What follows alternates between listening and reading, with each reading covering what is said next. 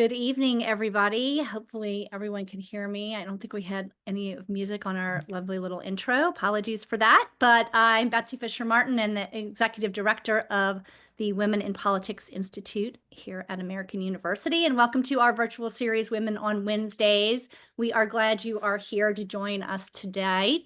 To those of you new to our events, WPI is a nonprofit and nonpartisan institute in AU's School of Public Affairs. And our mission is to close the gender gap in political leadership. And we offer academic courses. We do a campaign training program called We Lead for young women who want to run for office. And we facilitate research and discussions like this on women in politics. And so tonight we are excited to be joined by two leading scholars from the University of Notre Dame, whose research helps us better understand not just the role of women in politics, but how their presence on the political stage shapes the next generation.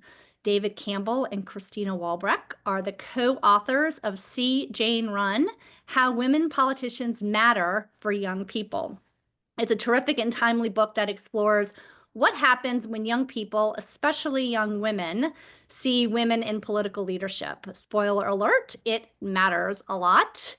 Drawing from new data and years of research, they show that when girls and boys see women run for office and lead, it shapes their political beliefs, their civic engagement, and even their career ambitions.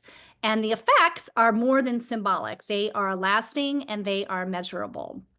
So tonight we're going to dig into some key questions that their book raises. And of course, we will save plenty of time for your questions. On the bottom of your screen, you'll see a Q&A button. So if during the course of our discussion you have a question, please go ahead and enter it there. So David and Christina, welcome. Thanks for being here. Our pleasure. Dave, yeah, of course. Dave, I'm going to turn it over to you in just a minute to give us kind of a top line summary of the book. But I first wanted to just share with everybody a few photos that I think we will all recognize that will frame our discussion tonight. So the first one, of course, is this iconic image that we remember from 2024 of Kamala Harris accepting the nomination at the Democratic Convention, and there's her two nieces in the background taken by a New York Times photographer. So, and her tweet there, of course, to go along with it. I want every little girl across our country to know this. You can do anything, even if it's never been done before. And then, of course, we had Nikki Haley, who also ran for president for the Republican nomination. And this is just one of many pictures of her with teenage girls. And this is an article from the state newspaper in South Carolina about her becoming an idol for young girls in 2024.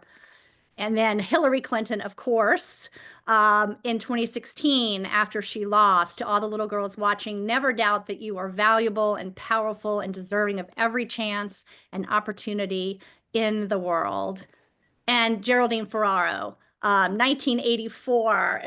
Christina and Dave, you all mentioned this in the book, and it's kind of a real starting point for women in politics. And I think the three of us kind of came into our teenage years during this time period, and I think it was probably very memorable and impactful for all of us as well. So with that, I just wanted to turn it over to David, who's going to give us a few minutes of an overview of the book. I know you have some slides as well, and then I'll have a couple follow-up questions, and then we'll take it from there with hopefully some audience questions.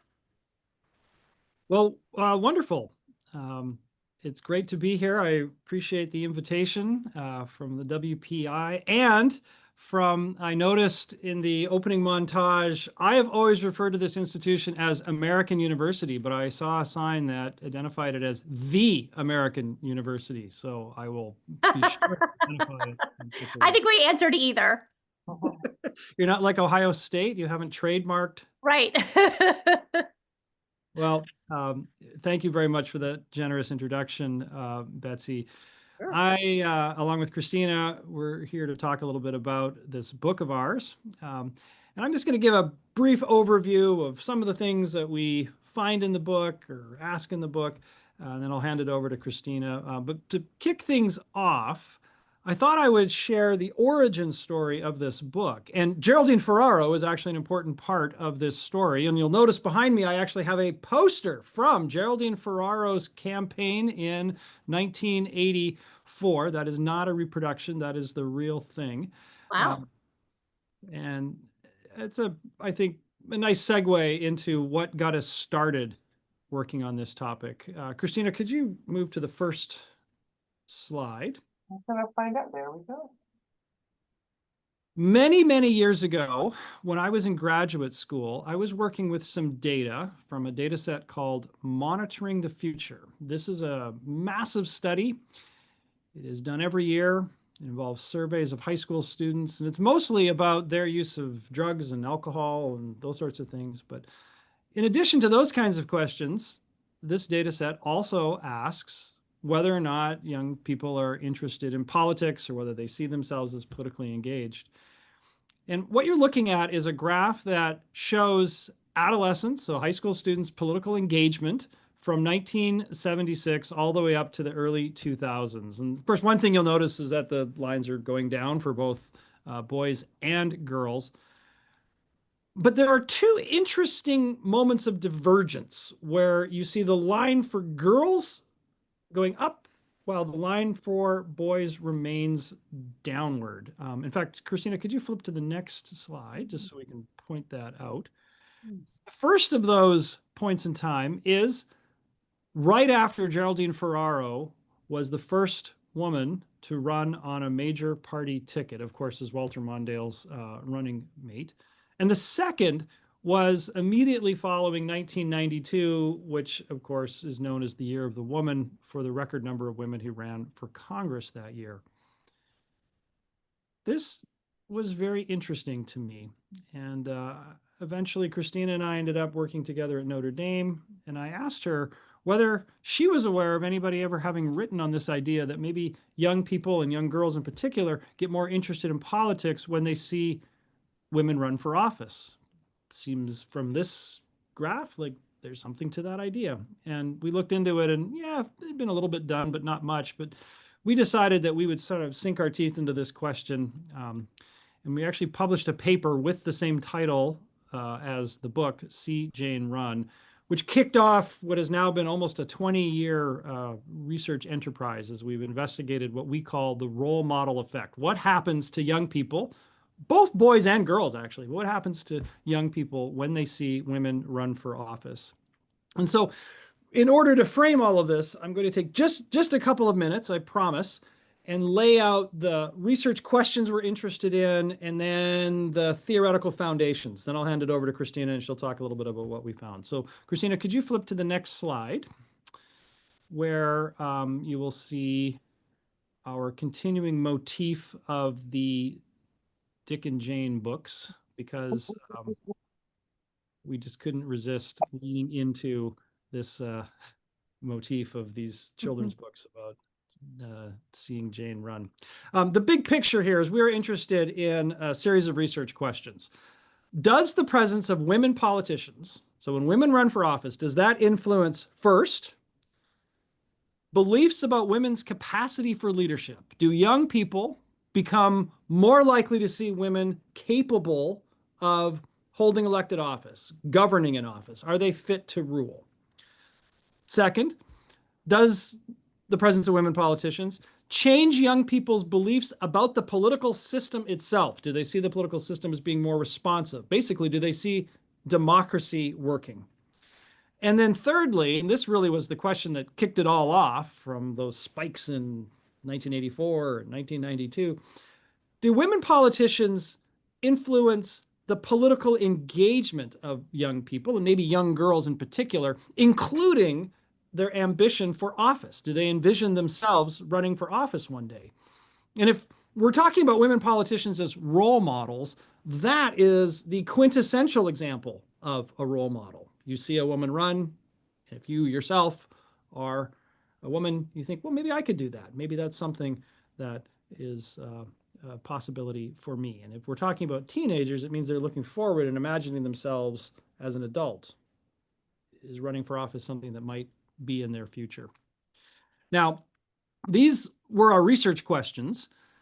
But if you look across multiple scholarly literatures, there's actually a lot of reason to think that we would find evidence for this role model effect. And just to give you a taste of where we are looking for support for this idea, first, we draw on the work of political philosophers, that is, those who write on democratic theory, that have written that when women run for office, we might very well think that citizens view government as more representative, more responsive, more fair. And interestingly, this literature focuses not only on what happens to the have-nots, and in this case, that would be women, but also the haves, or men. Do men change their views of who's fit to rule? We're interested in that question.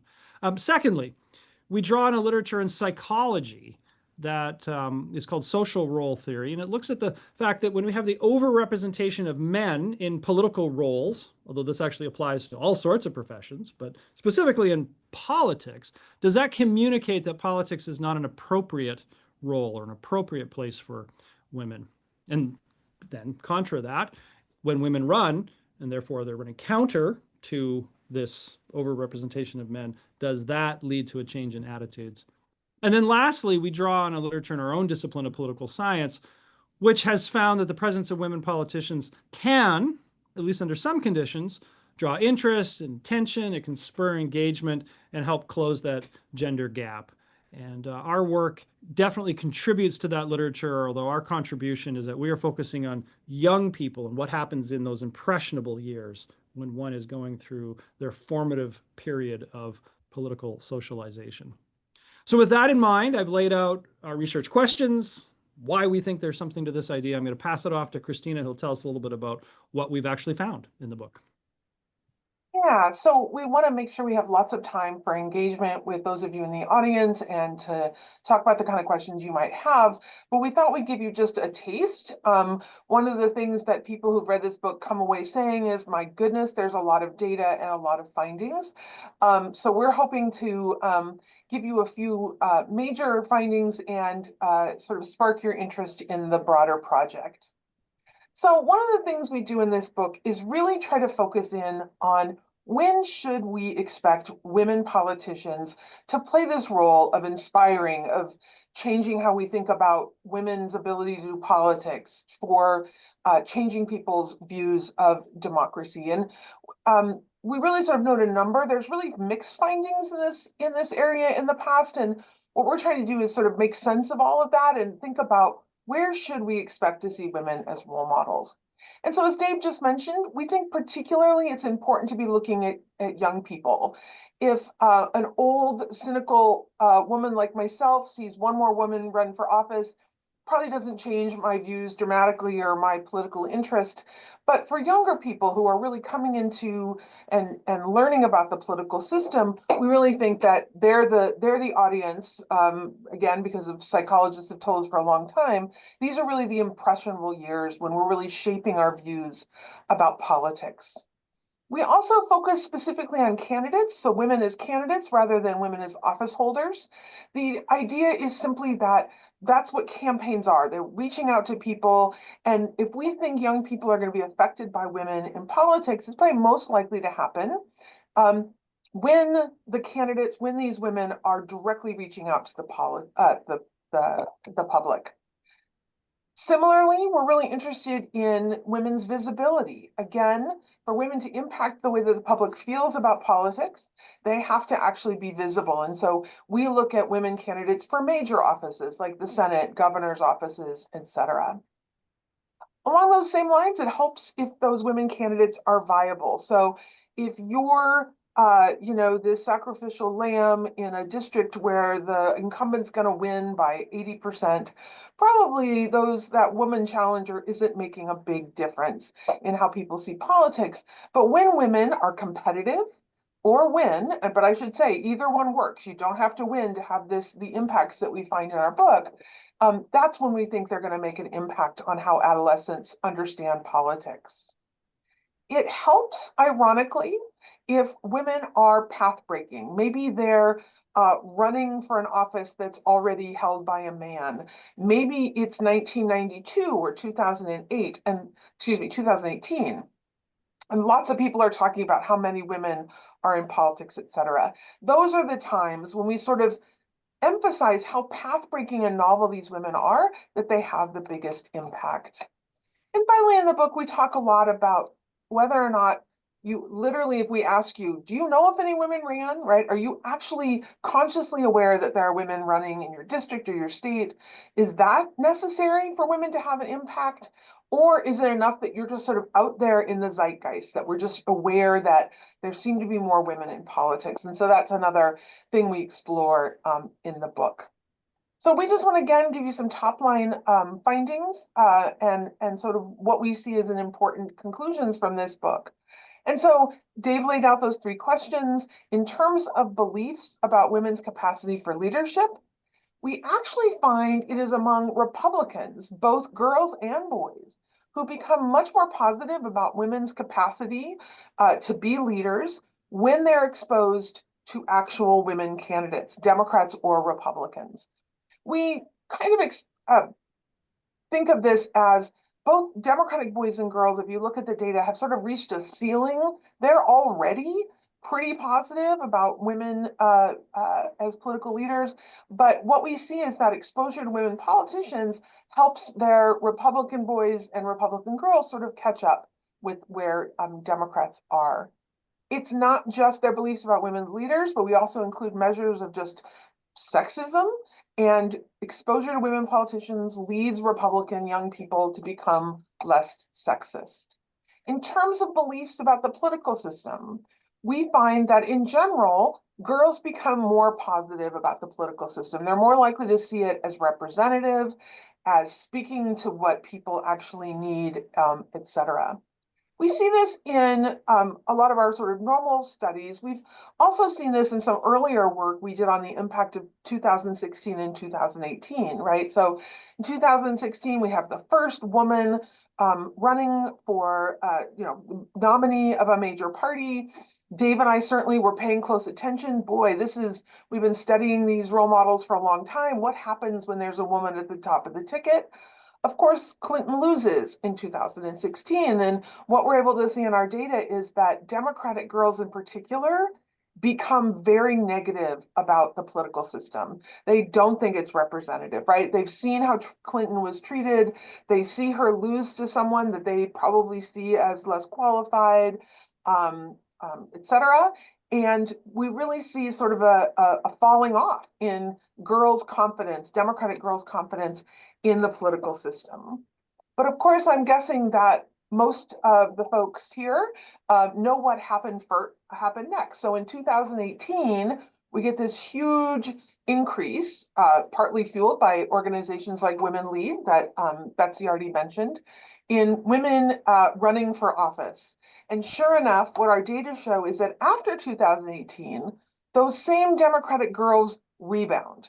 That seeing this response where women sort of take up the challenge to run for office, in part in response to what happened in 2016, leads Democratic girls to sort of reclaim their confidence in democracy, their belief that democracy can be representative. Which again, I think the conclusion there is, women politicians matter. They're having these very direct impacts on the way in which young women are understanding politics and the political world. And finally, in terms of political engagement, and that's everything from, do you think you're going to vote when you get older? Do you think you'll write a letter to your member of Congress? Do you think that you'll go to a protest or a campaign event? What kind of ambition? And in addition, including, do you imagine yourself even running for office someday? Interestingly, what we find is that both Democratic girls and Republican boys become more engaged in politics, including saying they plan to vote, when they see women running. And that might sound like a little bit of a puzzle. One of the interesting things we're able to do in the book is sort of dig a little deeper on this finding. And what we discover is that when Democratic girls see women politicians, they think, I could do politics, right? Their belief, like, this is something I'm able to do. And it's that belief that sort of generates this engagement, I can do it, and therefore, yes, I do think I'm going to go to campaign events or whatever it might be when I grow up. Republican boys, however, don't have that same sort of inspiration. They're not saying, oh, yes, I didn't believe I could do politics and now I can. Rather, we sort of hypothesize and show that Republican boys feel more threatened, that they're saying, yes, I'm going to be engaged in politics because they view this increase in women in what have been traditional male roles as something of a threat. And so they respond to that by being politically engaged. We're also able to do some really in-depth looking at women of color. And we find that Black girls are especially inspired by Black women candidates, much more than they are by white women candidates. And I should say, even white girls find Black women candidates particularly inspiring, that there's something about overcoming double barriers that young girls really find inspiring and getting them engaged, wanting them to be engaged in politics. Finally, or close to finally, we wanted to look at this question about do role models persist, right? So when Elizabeth Warren was making pinky promises with little girls in the 2020 campaign trail, when Kamala Harris says, girls, you can do anything, when Nikki Haley talks about how important it is for girls to see her as a woman of color that is running as a Republican and can have this role. They're interested in the girls themselves, but of course what they're interested in is seeding this sort of interest in politics that will then take girls into their adulthood, right? It is adults that we then have the opportunity to shape the world around us through voting and activism and even running for office. And so we are actually the first to have data that lets us speak to this question. If when you were an adolescent, you were exposed to women running for office, what does that mean for you when you become an adult? And we find that girls who are exposed to these women as adolescents are in fact more likely to vote as adults. That effect is largely a compensation effect, by which I mean we mostly see this among girls who grow up in families where there's not a lot of political discussion. And so their turnout expectations were pretty low. But if they're exposed to women, if they're in these districts where women are running, they're able to overcome that, they didn't get the support there and become more engaged in politics. So a very large slide, kind of summarizing our findings, but again, we're happy to come back to these and talk about details, et cetera. When women candidates are visible, viable, and novel, they have these real impacts on how boys and girls, Republican and Democrat, understand the political system, their confidence in democracy, and their willingness to come into politics and shape their futures as well. And so with that, we just want to again thank American University for the opportunity to present our research, and we very much look forward to your questions. I believe, Christina, we thank the American University. I'm sorry. Either way is fine. Thank you both. That was really very comprehensive and just really set it up perfectly. And I know we already have some questions coming in. I wanted to ask just a few, and then we'll go to the audience questions.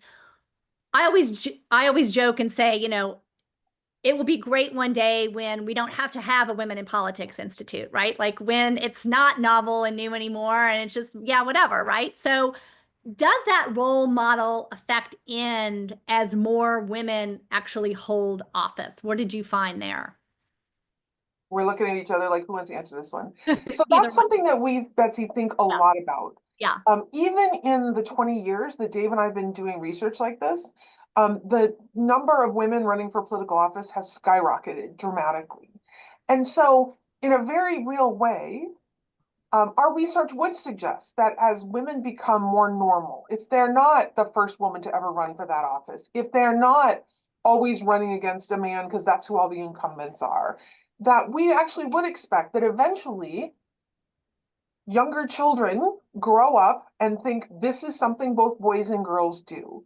So there, some of the political scientists on the call will know there's great research on with very young children asking them to draw a political leader. When they're very young, the girls draw girls and the boys draw boys. And as they get older and learn more about the world, everybody draws a boy because they've learned that this is what politics is for. But as our world changes, as our children and our children's children live in a world that looks different, I think we can expect that at that very young, important age, that socialization will be changing. Yeah, another way to think of it, just to build on what Christina said, is as more women run for office, we are essentially putting ourselves out of business because Right. now, Mhm. given that women are underrepresented, we can find this role model effect That's because right. when women run, they get a lot of attention, and that Right. triggers the attention of the young people. As more and more women run, they will cease to be notable or novel. And so we would not expect to find the kind of effects we report in this book. But that doesn't mean the women aren't role models. It just means their role modeling has permeated the culture so that you don't pick it up over here when this person runs or over here when there's a Right. labor running. It's just part of the package that of beliefs that people have in the culture. The Right. way Because to you say that also, is, yeah. I'm just going to Sorry. say, men are already role models. Yeah. They're just already telling boys, this is what boys get to do. We're just going to have more women who are telling girls, you get to do this too. Right. Because you also mentioned sort of the visibility component, right, along with it, because, the media attention that goes along. I mean, how many news articles do we read? The first woman governor, the first woman mayor, the first this, the first that, right? This is what reporters are drawn to. No one writes, the plane landed safely, right? And so you're saying kind of once that novelty wears off, we won't see as much of this. Just to be clear, I think Yeah. we're definitely moving in the direction where women won't be as novel. Yeah. I am not really worried about being unemployed from this work for a couple more decades, right? We have yet to have a woman president. We're still at less than 30% in the Senate and the House. So absolutely. And that has always, we mentioned these Democratic theorists, that has always been their argument that one of the things that representation does is signals the openness of a political system and how important that is to democracy. Right. We're much better than we used to be. We still have a way to go. Right. There's this great quote that you guys also mentioned in the book, which you can't be what you can't see, from Marian Wright Edelman, of course, and it's one of my favorite quotes. But I'm thinking back to sort of, you mentioned the presidency as kind of, it's the big kahuna, right? We haven't gotten there yet, and I always talk about the placemat, like when you're growing up and you have the plastic placemat as a kid of all the U.S. presidents, and it's all men, like that sends a message, right? A very clear message. And like, are we going to get on that placemat one day?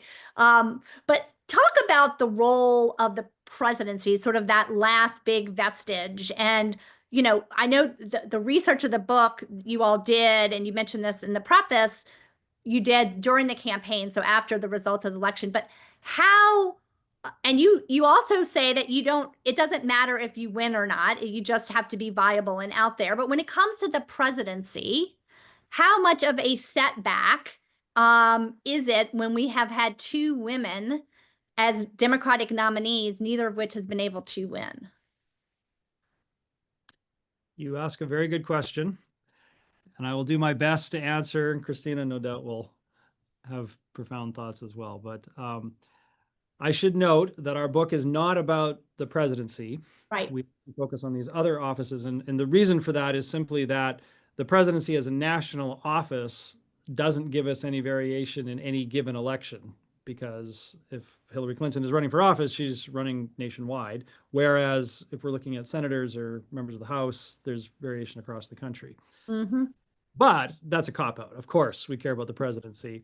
And that's why, as Christina mentioned, we were very interested, as scholars of the role model effect, of what would happen with a woman in 2016 at the top of the ticket. And we did find, contrary to the other data that we've collected on lower level offices, that Hillary Clinton's loss did have an effect on at least Democratic girls' attitudes, as Christina was saying. And why was that? Well, because it's the presidency, right? This is an office unlike any other. The Senate is one thing, the House is another thing. The presidency, obviously transcends all of that. The question of whether or not the combination of Hillary Clinton's loss and Kamala Harris's loss is, sort of double indemnity, that is unresolved. But it's interesting, as Christina noted, we do find this rebound in Democratic girls' attitudes following Hillary Clinton's loss. And in another Mhm. paper, we actually don't get into this in the book, but another work we've done, we actually also show that those Democratic girls became more likely to see themselves protesting. And the reason we think is because there were other role models out there marching in the streets and demonstrating ways to be politically active. So to the extent that in the wake of Kamala Harris's loss and everything that we're experiencing now, we see more examples for young people, and maybe especially young girls, of ways that they can be politically engaged, well, then we might actually see an increase in their political engagement and interest coming out of the 2024 election. Yeah. And I mean, this isn't necessarily something in the book, but I feel like I'm constantly asked about this question is, does the fact that Kamala Harris lost, does that mean we're not going to be any closer to electing a woman as president, right? Like, do we see now, the Democrats won't nominate a woman? I guess that's a whole nother book, but it's just something that, I'm constantly asked about too, is like, how much of a setback was this for actually having a woman run for office? But Christina, let me ask you also, because, back to Geraldine Ferraro, you also talk about this notion of role models as being enduring and not fleeting. It stays with you. Can you expand on that a little bit? Well, to bring it back to where you sort of started it, Yeah. we tell the story in the book that one of my earliest memories is when I was 14, my father came home from work one day and told me that he'd gone to a rally and shaken hands with Geraldine Ferraro. And I had a very politically engaged childhood, but this really stands out. Like, it was a big deal, right? And I can't claim that's why I'm a political scientist who studies gender, but it's probably not unrelated to these sorts of things. And so there are lots of forces acting on us as we are growing up and learning about everything about the world around us, right? There are our families, there are teachers and coaches, there are our religious tradition or religious practices, right? But we're also looking out at the even broader world, a world that is probably more in our kids' faces today than it's been ever. And trying to understand, like, that's the job of childhood. What do people like me do? Like, what's a good thing to do? What's not? How do I act? How do I behave?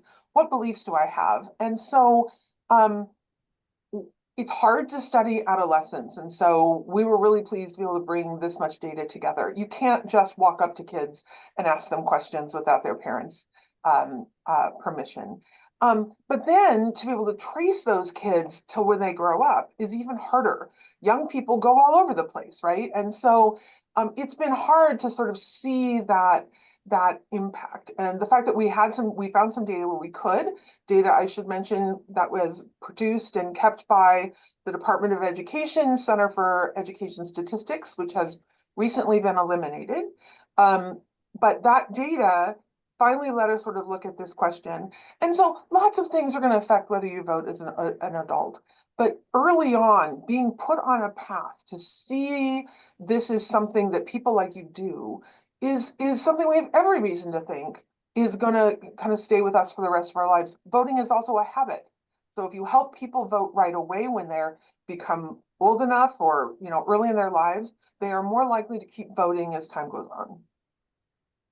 on. How do you all, or how would you like political parties, activists, people who work in the field of getting more women elected office, how would you like them to use your findings to encourage more women to run for office?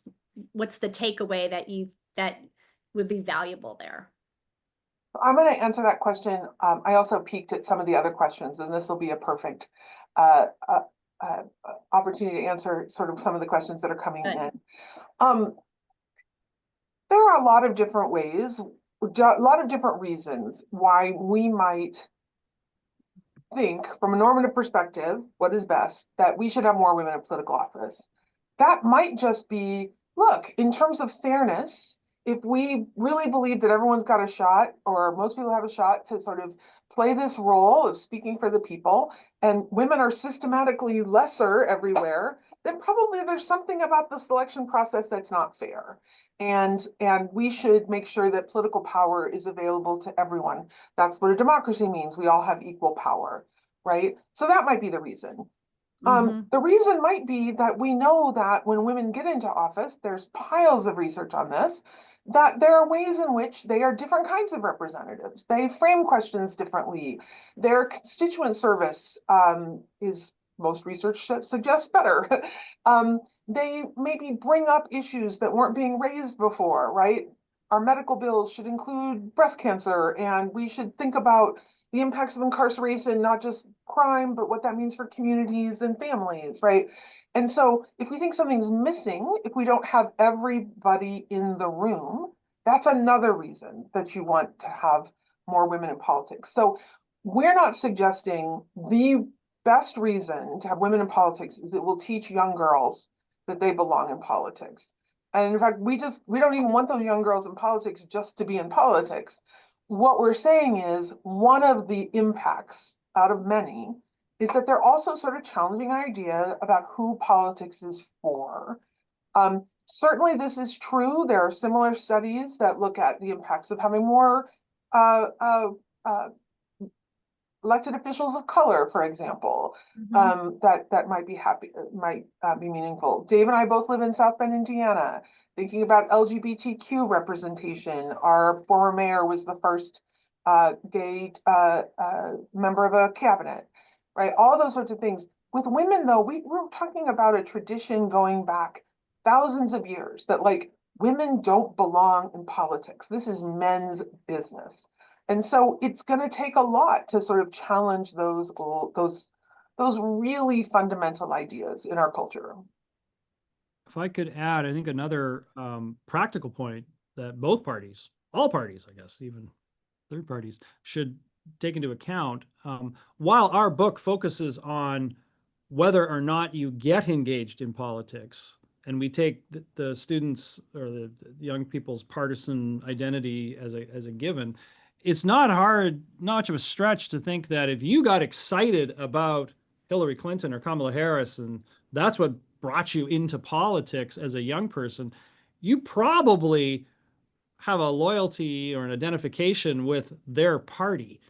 And so if a party wants to ensure that the rising generation is going to identify with that party and support them consistently, well, running prominent women for office might actually be a way to ensure that you're holding on to at least the young women who will soon be of voting age. Right. And that goes to sort of the disparity that we see among the political parties, right? When it comes to women running and women holding office I think there's 94 Democratic women in the House and 31 Republicans. You're not going to get to gender parity and without more Republican women running and winning, right? So we have a whole chapter. One of the constant questions in this research is this an effect of women in general, or is this an effect of Democratic women? Because so many of the candidates and office holders, as you just said, since 92 have been Democrats. We are able to use a survey experiment in which we tell young people, this was a historic year for Republican women. More of them ran than ever before, which happened to be true in 2020 when we did this experiment. Right. And so, because we don't lie to people when we do surveys, that's a no-no. And the people who saw that information, the Republican girls, you'll notice we didn't say Republican girls became more engaged in politics. We only said Democratic girls. But when we sort of created this other universe and really got them to think about, oh, lots of Republican women are running. And again, it was a historic year for Republican women. They also became more interested in being engaged. And so certainly both parties, to the extent that they want to build their voter bases, this is an important aspect. And we've heard a lot of that from young people about disappointed that there aren't more younger people like them who are running for office and can represent the interests that they see. If I could, I'm sure we'll get to more questions, but I just happened to see in the chat that Marlene has asked a question about the way we presented women candidates in our research, and she's asking, did we use stock photos or real women? And it actually depends on which research question we're answering. We have a lot of data in this book. So Christina just described some survey experiments. So that's where somebody's in a survey context, we're presenting them with a news story and getting their reaction so we can control what's in the story. But most of the book is actually not like that. Most of the book is actually a study of what is happening in the wild. And we're not presenting images of the women candidates to the young people. We are just surveying them, and we know whether or not they live in a place where women have run or not. And so we can use that information because we know whether they're Democrats or Republicans. We know how close the election was, that sort of thing, to help us understand how the presence of those women might be changing the attitudes of those young people. Let me get to a question from Carolyn. She says, do you think these findings are translatable to other minority groups? And could this book and these findings be seen as an advocate for more and better representation overall? Dave, why don't you? Yes and yes.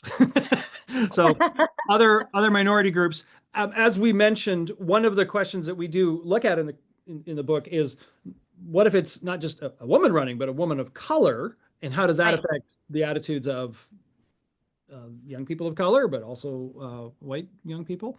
And I'll just mention that we have been working on this for a long time. We've given a lot of lectures and a lot of presentations about our research. And that was the question we would always get every time we'd give a presentation. People would want to know, well, what happens if you have an intersectional identity? And up until the work on this book, we could never answer that question because we didn't really have the data that enabled us to do it. And now we do, and we think that's actually exciting, that we can show that it's the effect, the role model effect that we describe is accentuated, especially for young people of color when it is a woman of color running. Although, as Christina noted, actually white girls, they also get engaged when they see a woman of color running. So that's race. Christina also alluded to something we don't test in the book, but would be a reasonable extension of our theory. And that is, well, what happens if somebody from another underrepresented group runs, a member of the LGBTQ community, for example? Would we expect to see a similar role model effect? And we would. In fact, we would welcome the opportunity to test that, or we would call on other scholars to try to test that where they can. And as there are more LGBTQ candidates running, there will be opportunities to do that. Let's see, here's a question from Candace. Do you think the SAVE Act hurdles to voter registration are going to have a meaningful impact on the trend of more women in office? So in my other life, when I'm not studying role models with Dave, I've written extensively on women's suffrage. And this issue about needing your birth certificate to match your identification, et cetera, is enormously important to thinking about before we even get to running for office, women's ability to vote. I will admit there are so many fires all at once that I have not followed this as closely as I should. But something like 75 to 80% of women change their names when they get married. And so we're talking about making voting more difficult for a large number of women. We know, look, there's an election, there's a lot going on in your life. You've got your job, you've got your family. The couch looks really nice. There's interesting new stuff on Netflix, right? There's, there's all sorts of things to do other than remember on election day to go down to your election place and cast your ballot, right? So stopping people from voting is really not that hard. And so if I'm now imagining I have to go get my birth certificate wherever it is, or I kept it, or I've moved, or whatever, and then the name is different on it because I changed my name when I got married, and I have to go through those hassles. Lots of women will still show up and go through those hassles. But some of them will just think, oh, it doesn't really matter. I'm just not going to go today, right? It doesn't take much to have a measurable impact on turnout. Right. Now, we have seen this. I also want to make one other point. So what happens when these things happen? And we've seen this on various restrictions that we know are particularly heavy on Black or Hispanic Americans. What happens is Black and historic organizations rally. They do education campaigns. They bring voters to the voting places. They, all these sorts of things. And so we actually don't see a measurable impact. And you might say, well, then it's a success. It's great. But I guess I would ask you, if they didn't have to help their constituents do this very basic thing of voting, what could they be doing with their energy if they were not organizing, voter buses or helping people get past ID problems? They could probably address other problems in their community, that those women's rights groups could work on other issues that impact women. And so there are costs there, I think, however we cut it. Yeah, and also related to that, it's one thing to have that sort of effort during a presidential race or even Right. a senatorial race where there's a lot of attention and a lot of money in the Mhm. election. But what about a school board race or Yeah. council race? A Much ballot initiative or anything. Yep. much less likely to have that kind of mobilization effort. Yeah.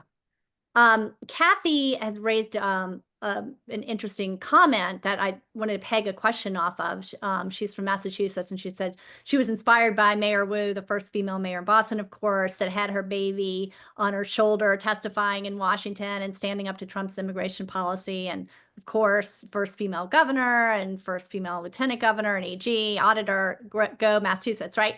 But I guess pegged onto that is the imagery, because you did talk about visibility, the imagery of women elected officials leaning into a component of their gender, bringing their baby. Like, is there role modeling that you think would go into that, just in terms of, 30 years ago, you would not have seen that, right? And now women elected officials are more comfortable doing that. You see campaign commercials now of like the mom running in the minivan with the kids in the back seat. Again, 30 years ago, you wouldn't see that, of leaning more into their gender. Also, can remind me if I have this wrong, but Michelle Wu was also running against a woman, right? It was two women that ran for the mayoral race in Boston. Am I correct? Somebody knows. Somebody would know. I don't know if that's the case. I believe that is right. Anyway, Okay. but that itself is remarkable. I used to live in Boston, and there's so many now women on women races, right? I mean, we're getting ready to have one in Virginia on the off-year election, right? We've got two women that are there's going to be the first woman governor of Virginia elected in this November, right? I teach a class called Gender Politics and Power. Yeah. One of the ways I kick off every class to get us sort of talking and thinking is what I call a moment of gender. So I show a video or a picture or something, and a lot of them are campaign ads. Yeah. And boy, has that changed in the last 10 years, right?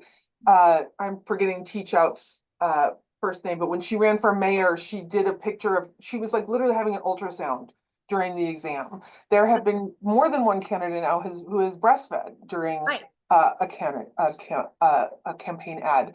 I believe one woman had video of herself giving birth, right? Like we are really leaning into not just gender, but very traditional ideas about gender, right? Now, I think when we think about those representations, we also think about women leaning into gender, into the woman thing, right?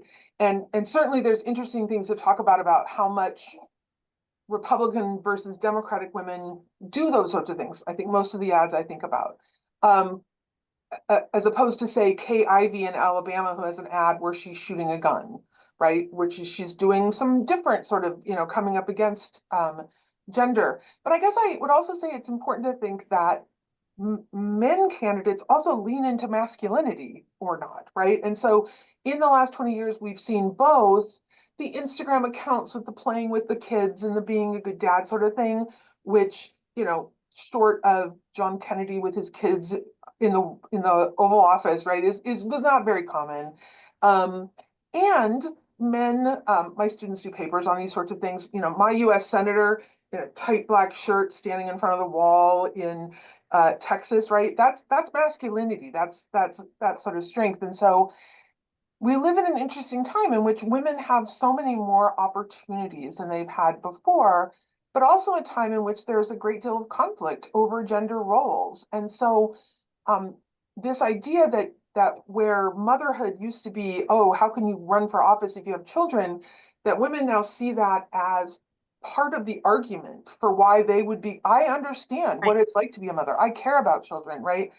I think says a lot about sort of the changing role of gender and of women's roles in our politics. We were really struck that Nikki Haley really was doing outreach, emphasizing that she was a woman in ways that we don't always see from Republican candidates, in ways that were different than Hillary Clinton.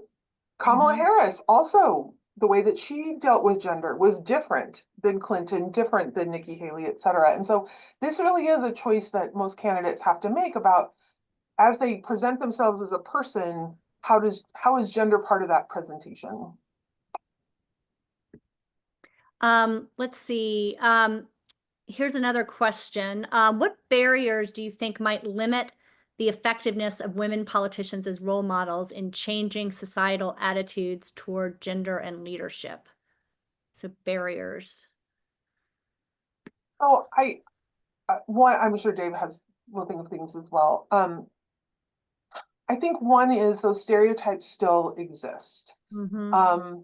And that some of the ways in which gender is used in politics, right? The same argument that women bring a new perspective, women are more honest and trustful, and they can reach across the aisle, also sets very high expectation for women candidates. And so we know, for example, around the world, that women who get into a scandal are sort of punished more harshly than men. Right. I often think of the lock her up and Hillary Clinton, right? Hillary Clinton has mostly behaved like every other male politician in her career, but the sort of criminalizing of that. That if women aren't reaching across the aisle, if they're not a certain kind of advocate for women, or if they're not compassionate or don't have children, or whatever it might be, they don't fulfill this new model we have of this activist mother politician, that they're going to be punished. And so I wouldn't say that it's that, there are more options for women, but there's still a lot of landmines. Yeah, I would add to that. We see less of this today than we did in the past, but it's still worth noting. Christina noted that one of the key factors for the effects we find is that a woman is running a viable campaign. And we do see examples of women who are running for one of these visible offices, but they are, as Christina noted earlier, a sacrificial lamb. Right. And so if a party has a nominee for one of these prominent positions who is never going to win, never gets any media coverage, certainly that's not going to have the effects that we're describing, and it might actually be a step backward because all you do is see women lose by a landslide. It's not reinforcing the idea that this is a viable option for people to pursue. I was just thinking of, we've seen in recent weeks, some of these huge rallies that AOC and Bernie Sanders are having around the country, tens of thousands of people coming out to him. And I'm curious about her specifically, because she's someone that is obviously of a younger generation. She speaks to younger women. She's very accessible on social media. Her as a role model, I guess, do you see a difference in sort of the actual role model as being relatable? In other words, does a younger, hipper, cooler candidate resonate with young women more than an older, traditional kind of a candidate? Anything there? Well, I noticed that one of our questions was about the future of this field of research. What would our vision be? And I would put that at the top of the agenda of things to study. So in our book, we don't compare older women candidates versus younger women candidates. Is there a difference? Frankly, there probably wouldn't be enough women candidates to say anything meaningful about that distinction. But the point you make about someone like AOC, I think, is a very good one, especially since we are interested in these impressionable years. And everything you say makes perfect sense, that being a young, relatable candidate may be different than being your sort of more traditional middle-aged candidate running in a more conventional way. Because AOC is also all about using social media and memes. Right. Yeah. We do have some clues from the literature, especially out of psychology. Probably everyone's aware of, all this literature on role models in the STEM professions, et cetera, that What does it mean that you are exposed to a woman professor in fields that are really dominated by men, engineering, business, math, et cetera? And that research has looked at this question, right? And so one of the issues is, right, I might see the record-breaking woman tennis player, Serena Williams, and think, that's amazing, but that is unreachable. That is, I can't identify with her at all. She had all this background, all these opportunities. But it might be that if in my own community or, you know, whatever it might be, there's a woman who's breaking barriers in some other ways, I can kind of see a path to that. And it is important to say that while we look at ambition, we're not just interested in, you know, do I look at Serena Williams and think I can be the best tennis player in the world? Or do I look at Serena Williams and say, my model of women includes someone with muscles and speed and power, right? And that's sort of closer to how we're thinking about it. It's not that you look and you think, I saw AOC, I can be this path-breaking member of Congress, shape the future, et cetera. But rather you're thinking like, you can be conventionally attractive and young and have a different background than lots of politicians. You've worked in a bar, you've done these sorts of things, and still be really informed about politics, still be a woman.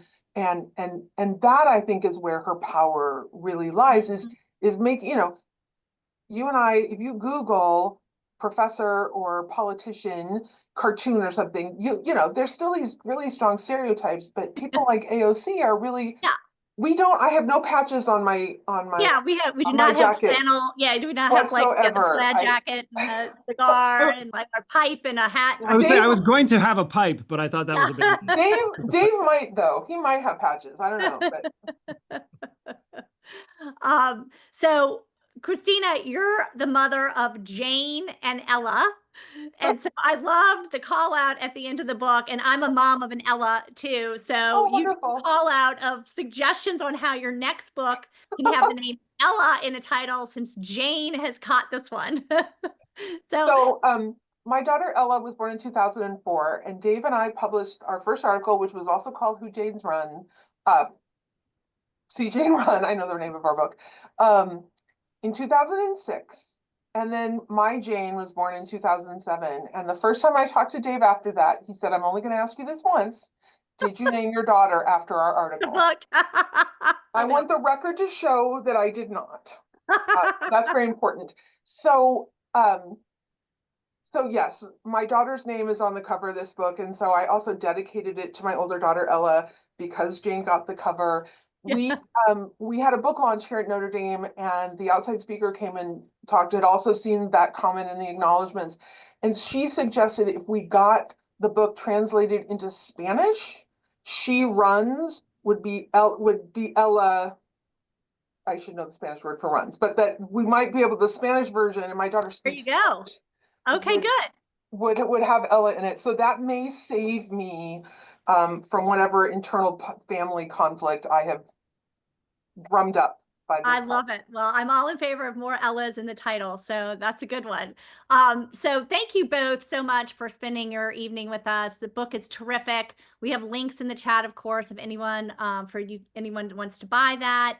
Check out your website, etc., and keep us posted on your incredible research. And really appreciate you joining us and everybody else for tuning in tonight as well. So thank you so much.